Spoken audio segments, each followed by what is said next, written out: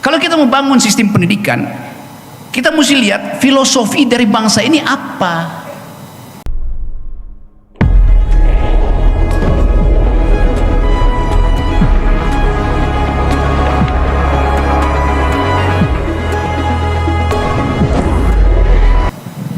Oke, terima kasih. Ini satu peristiwa kita bikin refleksi tentang nasib bangsa ini.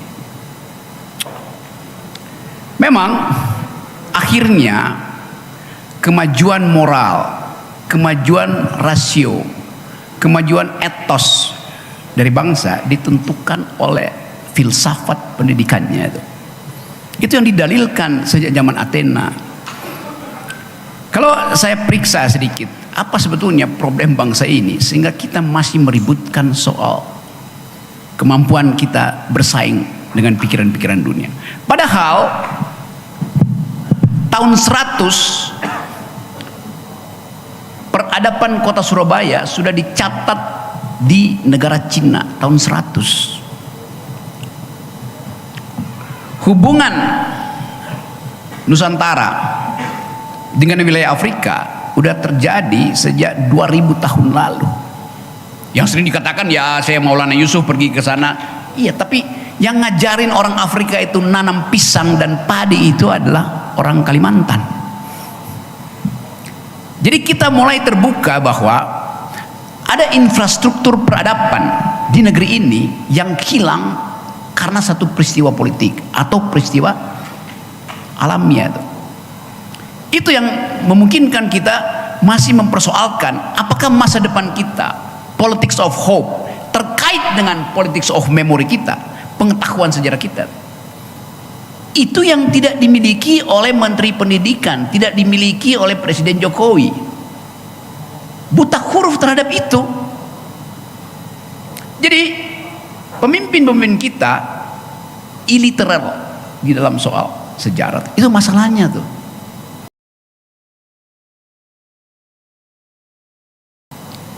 Kalau kita membangun sistem pendidikan, kita mesti lihat filosofi dari bangsa ini apa. Prancis, saya bedain dulu antara philosophy of education dan philosophy of teaching. Filsafat pendidikan dan filsafat mengajar beda. Filsafat pendidikan itu adalah moral yang timbul dari pengalaman historis satu bangsa. Maka dia landaskan kurikulumnya pada moral itu. Namanya philosophy of education. Nanti saya terangkan lebih jauh. Philosophy of teaching, filsafat pendidikan adalah niat etis dari seorang pengajar. Demi apa dia mengajar, itu bedanya. Jadi yang pertama itu soal sistem, betul Bapak tadi. Yang kedua soal motif seorang pengajar. Saya uraikan dulu agak panjang ya. Prancis, philosophy of education-nya adalah solidarity. Dasar pendidikan Prancis hanya satu kata, solidaritas. Itu yang kemudian mewarnai seluruh cara berpikir anak Prancis. Kenapa begitu? Karena Prancis mengalami transisi radikal dari sistem kerajaan pergi pada sistem demokrasi itu, yang ditandai oleh revolusi Prancis. Revolusi Prancis itu adalah kurikulum pertama di dalam sistem pendidikan Prancis, bahwa manusia itu terhubung dengan tiga prinsip: egalite, fraternite, liberté. Semua anak Prancis, semua guru Prancis paham bahwa dia akan mengajarkan tiga nilai dasar itu: kebebasan, persaudaraan, dan keadilan. Hanya itu dasar filosofinya. Itu yang menyebabkan semua sekolah di Prancis dari SD diajarkan tentang sejarah intelektual Eropa. Diajarkan tentang apa bahayanya kalau ada perang agama tuh. Semua peristiwa di Eropa dimasukkan sebagai bagian fundamental untuk dipahami oleh anak didik. Karena itu Prancis terima semua agama, terima semua pengungsi segala macam tuh. Karena prinsip itu, human solidarity, kesetaraan manusia tuh. Anda tahu peristiwa revolusi Prancis? Dulu Raja Louis XVI dalilkan bahwa kepala dia itu dimahkotai oleh Tuhan, karena itu nggak mungkin mahkotanya dicopot dari kepalanya tuh. Di satu pagi di bulan Juli 1789, rakyat uji dalil dari si raja itu. Rajanya korup, Prancis bangkrut. Dipasanglah raja itu di dalam pisau gilotin. Tak! Ternyata kepala raja itu putus dan jatuh di tanah. Pertanda bahwa kepalanya itu tidak direstui oleh langit. Bukan sekedar mahkotanya yang copot, kepalanya copot dari badannya. Itu peristiwa historis. Prancis pindah dari otoritarianisme, dari feodalisme, pergi pada demokrasi. Jadi sistem pendidikan Prancis berbasis pada sejarah Prancis. Itu masalahnya tuh. Lain dengan Amerika. Amerika sistem pendidikannya bukan solidarity, tapi liberalisme, individualisme tuh. Anda boleh jadi apa aja. Karena Amerika nggak punya sejarah. Amerika itu bukan bangsa. Amerika itu ada himpunan dari pengungsi. Nggak ada orang Amerika di situ. Adanya orang Itali, ada orang Spanyol, ada orang Prancis, ada orang Jerman, ada orang Indonesia. Amerika bukan negara kebangsaan, dia negara para imigran. Karena itu filosofinya beda. Anda boleh jadi apa aja di Amerika tuh. Dasarnya begitu. Sehingga pendidikan di Amerika diupayakan sampai SMA aja, supaya ada kebebasan dia untuk memilih mau sekolah apa, silahkan.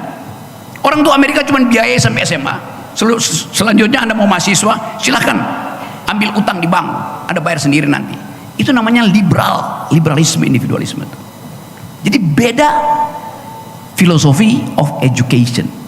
Itu juga menyebabkan beda philosophy of teaching. Guru Prancis akan dampingi anak didiknya itu sampai dia mengerti apa yang disebut etos solidaritas. Guru Amerika nggak penting. Saya cuma kasih Anda bekal berpikir, Anda lanjutkan itu. Itu sistem pendidikan Amerika. Beda paradigmnya. Indonesia, apa filsafat pendidikan kita? Apa? Hah? Apanya? Senior selalu benar. Guru tidak mau dikritik, padahal dia salah membaca. Sekarang misalnya, saya kasih ilustrasi itu. Lebih cepat seorang mahasiswa yang hampir DO membaca jurnal terakhir majalah Nature misalnya, karena dia bisa akses internet, daripada guru biologi yang baca buku yang kadaluarsa tuh. Kenapa? Gurunya nggak bisa beli buku. Dosen UI juga begitu. Disuruh setiap tahun mesti ada Scopus dinilai di situ. Ada produk. Maka dia sibuk untuk cari objekan. Kapan dia ngajar dengan baik? Akibatnya mahasiswanya disuruh riset. Tapi hasilnya pakai nama saya ya. Sebagai dosen. Manipulatif. Saya tahu semua itu. Di Universitas Indonesia, tempat saya ngajar 15 tahun, saya mengajar di Universitas Indonesia tanpa saya meminta honor. Honor saya tolak. Saya nggak mau dibayar. Karena saya mau jadi guru yang benar. 15 tahun saya nggak dibayar tuh. Nolak. Poin itu yang saya mau tekankan. Sekarang misalnya di beberapa universitas negeri selalu ada yang namanya seminar internasional. Karena dipaksa guru itu mesti ikut beberapa diskusi seminar internasional tuh. Akibatnya diundanglah ahli dari Amerika, dari Australia, nggak jelas keahliannya apa.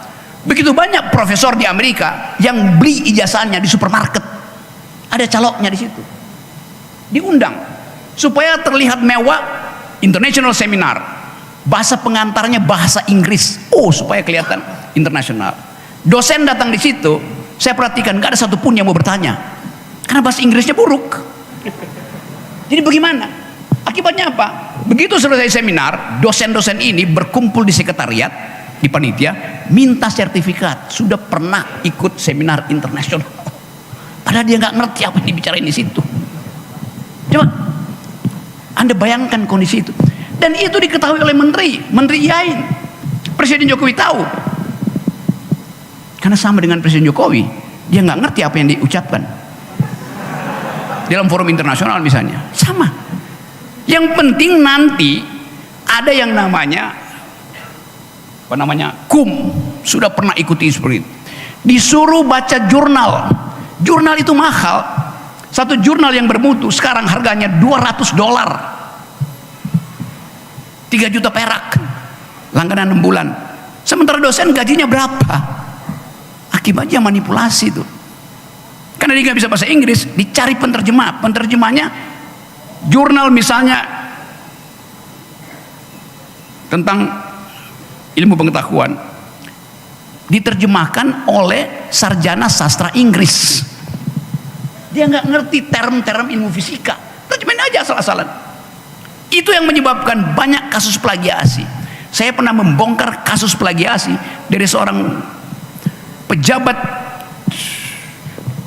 pemerintahan daerah yang sudah jadi rektor dan ingin jadi gubernur, maka dia mau supaya dia dapat profesor doktor.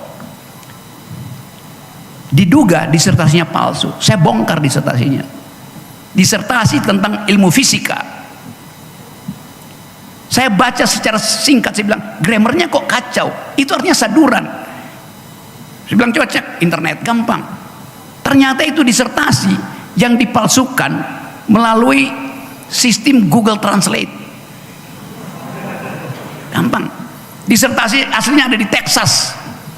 Hanya karena salah menerjemahkan kalimat aktif menjadi kalimat pasif, konyol. Hal simpel gitu. Buat bongkar saya bisa jaminkan pada Anda itu, Pak Guru bilang 98%, guru tidak bermutu.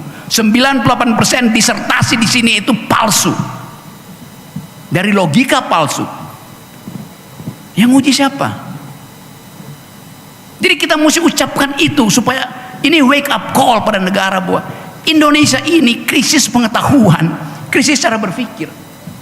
Itu masuk akal kenapa orang gugat Jokowi. Ijazahnya palsu. Karena Pak Jokowi pakai ijazah SMA aja, ngapain mesti pakai ijazah S1? Kalau ternyata kemudian setelah beliau lengser dibongkar akhirnya dia palsu, coba malunya minta ampun tuh. Ngapain? Sering saya tanya, Anda semester berapa mahasiswa? Semester 7. Kapan DO? Kok DO? Ya kalau Anda udah tahu mata kuliahnya isinya bodoh, ngapain Anda ikuti? DO aja kan, belajar sendiri aja. Apa susahnya belajar? Selama otak kita ada, kita bisa belajar. Jadi sekali lagi teman-teman semuanya, seolah-olah guru itu diagungkan sebagai pendidik, profesi yang mulia itu. Tapi dia direndahkan di dalam kedudukan dia sebagai pendidik justru. Guru honorer ada berapa sekarang? Mungkin ada 6.000, 7.000, bertumbuh terus tuh. Justru guru honorer ini yang mesti dikasih gaji lebih besar karena statusnya honorer, supaya dia nggak kabur cari honorer yang lain lagi kan. Itu logikanya begitu. Di kita ada perintah konstitusi, cerdaskan kehidupan bangsa, pelihara fakir miskin. Konsekuensinya apa? State spending, mandatory spending itu harus diberikan lebih dahulu pada dua institusi ini, pendidikan dan kesehatan. Artinya pendidikan 25% dikeluarkan dari APBN, di keep, jangan dipakai itu. Kemakmuran 25% di keep, ini perintah konstitusi. 50% anggaran itu dibagi dulu pada dua sistem ini, baru boleh bikin jalan tol. Sekarang Jokowi ubah, biarkan pendidikan jadi urusan swasta, biarkan kesehatan jadi urusan swasta. Sekarang semua rumah sakit pakai tarif, padahal harusnya gratis. Pemerintah mesti urus kesehatan dan kecerdasan masyarakatnya. Pemerintah nggak urus. Omnibus Law kesehatan adalah liberalisasi. Dasarnya itu kan. BPJS itu asuransi, nggak boleh ada asuransi. Lain kalau ini negara kapitalis, bahkan Amerika yang negara kapitalis, social security-nya lebih baik dari Indonesia. Ini negara yang berkeadilan sosial. Artinya dalam prinsip basic needs, negara harus biayai rakyatnya. Itu dasar hidup kita tuh. Saya balik lagi pada problem tadi itu. Ini semua adalah masalah kita untuk menyeberangkan bangsa ini pergi pada halusinasi kita, yaitu we care and we speak. Dasarnya itu, hanya itu dasarnya kenapa kita kumpul di sini. Jadi teman-teman semua, terima kasih kita udah ucapkan semua itu, dan tinggal kita tentukan apa tadi pertanyaan saya, filsafat pendidikan kita tuh nggak jelas. Yang kita tahu adalah perintah etis dari Ki Hajar Dewantoro yang bunyinya Ingarso sung tulodo di depan menjadi teladan, ing madya mangun karso, di tengah memberi motivasi, dan tutwuri handayani, dorong anak-anak itu untuk belajar. Itu pesan Ki Hajar Dewantoro. Itu kan. Tetapi Ki Mukidi mengubah prinsip itu. Ing ngarso sung korupsi, ing madya mangun dinasti, tutwuri cawe-cawe.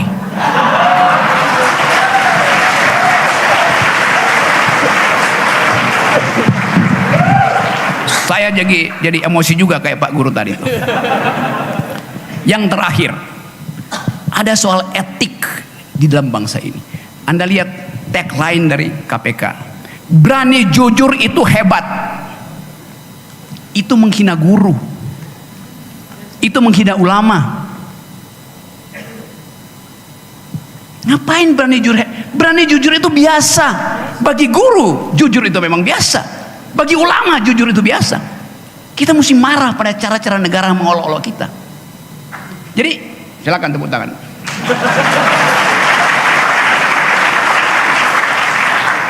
Jadi sekali lagi teman-teman, kita ada di sini untuk mengembalikan Indonesia yang berpikir. Jadikan Bandung lautan pikiran. Terima kasih.